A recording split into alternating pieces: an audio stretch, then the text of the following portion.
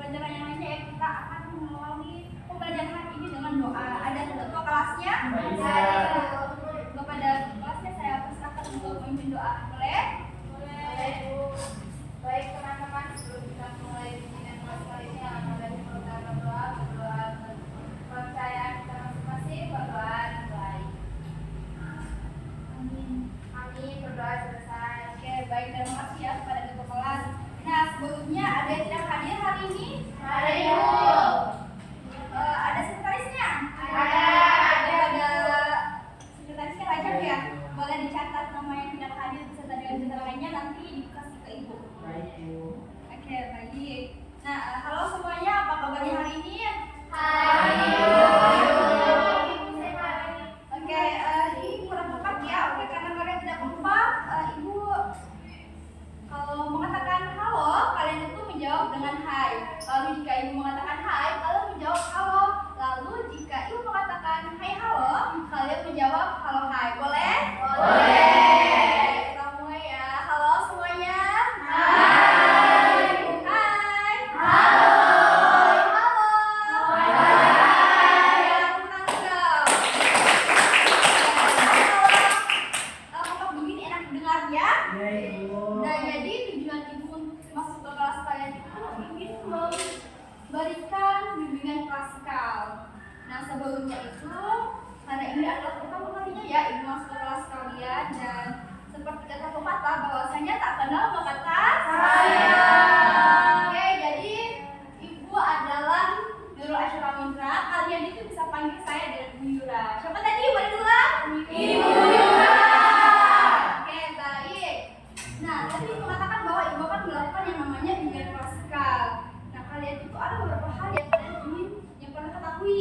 Yang pertama itu adalah bimbingan klasikal ini dilakukan selama 40 menit. Lalu yang kedua itu kalian itu diharapkan untuk apa yang ingin kalian ungkapkan ataupun apa yang ingin kalian tanyakan agar dikeluarkan. Boleh? Boleh. Nah, yang ketiga adalah kalian itu diperuntukkan ya untuk pandangannya itu tidak kemana-mana. Maksudnya apa? Maksudnya kalian itu memperhatikan apa yang nanti Ibu jelaskan. Nah, ya selesai. Sama-sama. Dari teman-teman Ibu. Oke, baik. Nah, yang terakhir akan keempat itu adalah yang paling utama, yang dimana kalian itu apakah kalian bersedia untuk memulai bimbingan klasikalnya? Iya. Oke, baik. Karena kalian sudah sedia ya, maka Ibu ucapkan banyak terima kasih ya. Oke, sebelum kita masuk kepada topik bimbingan klasikal kita, Ibu ingin bertanya, sebelum kalian lulus ke jenjang menengah pertama ini atau SMA saat ini, mohon maaf ya Ibu ulang. Jadi setelah kalian itu lulus di sekolah menengah pertama ini atau SMP, kemanakah sekolah jenjang pendidikan selanjutnya? Ada yang tahu? SMA. Ya, SMA ada di pesantren, mondok. Oke, baik. Berdasarkan apa yang telah kalian katakan tadi, bahwa yang pertama itu adalah SMA, lalu yang kedua adalah SMK, yang ketiga adalah MA, dan yang terakhir adalah MAK. Nah, pertanyaannya lagi, kira-kira kemanakah kita ada nanti suatu saat nanti? Nah, itu maka dari itu untuk menjawab pertanyaan berikut, Ibu membawakan bimbingan klasikal yang bertopikkan membandingkan jurusan mana yang sesuai bagi Ibu. Baik. Nah, pertama kita akan membahas mengenai SMA dulu. Jadi sekolah menengah atas atau SMA merupakan salah satu bentuk satuan pendidikan formal yang menyelenggarakan pendidikan umum pada jenjang pendidikan menengah sebagai lanjutan dari sekolah menengah pertama atau SMP maupun sederajat lainnya. Nah, karena sekarang kita itu sedang berada dalam sebelum merdeka, jadi untuk proses pendidikan di sekolah menengah atas itu yang dimana mereka itu memiliki ciri khas utama berupa fleksibilitas dan kebebasan dalam pembelajaran yang menyesuaikan dengan bakat, minat, dan aspirasi siswa tanpa pembagian jurusan seperti IPA, IPS, ataupun bahasa. Nah, dibandingkan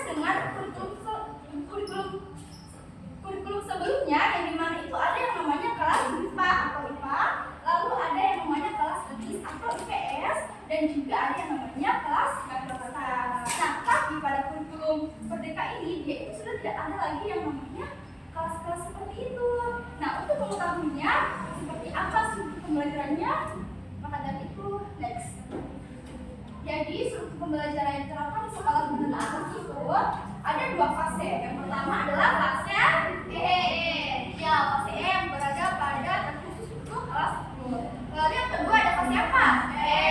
Ya, fase ini terkhusus untuk kelas 11 dan 12. Kita fokus kepada fase E-nya tadi. Nah, tadi mengatakan bahwa sudah ada lagi yang namanya MIPA. Yang kedua adalah IPS ataupun IPS, yang ketiga adalah bahasa. Tapi apa nama julukan kelasnya? Nah, ada yang namanya terus untuk kelas 10 itu nama kelasnya adalah 10E1, 10E2 dan lain sebagainya.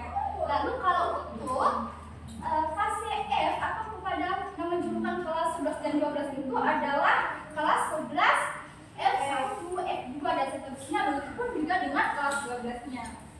Nah, untuk fase E-nya itu terus pada kelas 10, di mana itu siswa tidak lagi dibatasi oleh jurusan, sehingga semua siswa kelas 10 itu mengikuti mata pelajaran yang sama sesuai dengan struktur kurikulum yang mencakup pendidikan agama, Pancasila, bahasa Indonesia, matematika, ilmu pengetahuan alam, ilmu pengetahuan sosial, bahasa Inggris, pendidikan jasmani, informatika, serta seni dan budaya. Nah, maksudnya apa? Jadi untuk kelas 10 ini terkhusus untuk fase E, dia itu sudah tidak ada lagi yang namanya poin-poin. Nah, poin-poin apa? Dulu kan itu pada mata kuliah, mata pelajaran IPA itu tidak ada namanya pelajaran IPA, tapi adanya adalah mata pelajaran biologi, fisika, kimia, dan lain sebagainya. Itu dengan IPS yang dimana sebelumnya itu ada yang namanya ekonomi, geografi, dan lain sebagainya.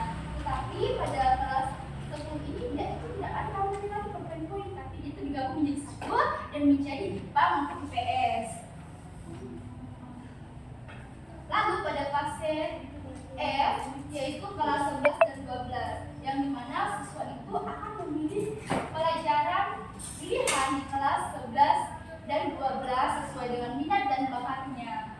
Nah, ini tuh tentunya sangat berbanding terbalik ya pada fase sebelumnya, yaitu pada fase E dan pada fase E kelas 10, yang dimana namanya saja mata pelajaran pilihan berarti ada yang dipilih. Nah, apa pemilihannya? Yang pertama itu ada mata pelajaran umum. Nah, mata pelajaran umum itu tidak bisa dipilih, jadi itu umum. Lalu yang kedua adalah kelompok mata pelajaran MIPA seperti fisika, kimia, biologi, dan informatika. Nah, kan tadi pada saat di fase E-nya itu dia itu jadi kelompokkan ya kan? Tetapi pada fase F-nya ini dia itu dikelompokkan jadi seperti awal kurikulum sebelumnya, yang dimana itu terbagi ya kan?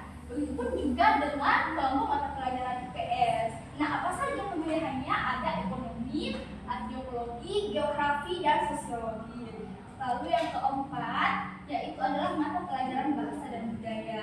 Nah, untuk mata pelajaran ini itu sesuai dengan SDM yang ada di sekolahnya, yang dimana ada bahasa dan sastra Indonesia tentunya, lalu ada bahasa Inggris dan bahasa asing lainnya. Begitupun dengan yang kelompok 5, yang dimana dia itu juga berlaku sesuai dengan SDM yang ada di sekolahnya, yang dimana pelajaran itu adalah budaya, rekayasa, dan lain sebagainya. Nah, dalam pemilihan pembelajaran pilihan ini, siswa itu tentunya diharuskan untuk memilih ya. Nah, bagaimana cara pemilihannya? Yaitu salah satunya fungsi guru pembelajaran ini. Jadi kalian nanti pada saat kalian sekolah nanti di mana berada di SMA ini, kalian harus bisa mungkin mendiskusikan apa yang ingin kalian pilih nantinya.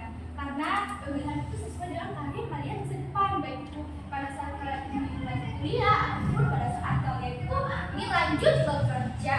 Oke, biasanya pada fase F ini kalian itu bakal pusing dan kalian itu akan bertanya. Apa pertanyaannya? Bahwa apakah setelah memilih mata pelajaran pilihan ini apakah boleh diganti? Ya kan, misalnya pada saat kalian sudah memilih, saya ambil contoh pengelolaan IPA ya, kalian itu memilih fisika, tapi pada saat kalian sudah belajar, kalian itu tidak kuat untuk mempelajari seharinya kalian tuh bosan atau sudah capek begitu. Nah, untuk mengatasi hal itu kalian itu tentunya boleh memilih mata pelajaran yang lainnya. Nah, tapi ada syaratnya. Apa syaratnya? Kalian itu bisa memilih pada saat kalian itu selesai semester itu, selesai semester ganjil. Nah, lalu kalau misalnya kalian betul-betul tidak suka ya kan, jadi mau bagaimana lagi? Kalian bisa langsung menjalaninya dengan kelas dan sabar. Nanti kalian bisa melihatnya pada saat pergantian semester. Nah, tadi kita sudah membahas mengenai sekolah menengah atas atau SMA. Selanjutnya kita bahas mengenai sekolah menengah tujuan atau SMK. Oke, baik. Dalam pasal Undang-Undang Nomor 20 Tahun 2003 tentang Sistem Pendidikan Nasional mengatur bahwa pendidikan tujuan merupakan pendidikan menengah yang mempersiapkan peserta didik terutama untuk bekerja dalam bidang tertentu. Pendidikan menengah tujuan atau SMK lebih cocok untuk siswa yang ingin segera bekerja setelah lulus, namun tetap memiliki kesempatan untuk melanjutkan pendidikan ke jenjang yang lebih tinggi. Nah, jadi sekolah menengah tujuan itu dia tuh lebih berfokus pada bidang vokasi ataupun kejuruan yang dimana adalah tujuannya untuk kalian bekerja. Nah, biasanya pembelajaran pada sekolah menengah tujuan ini atau SMK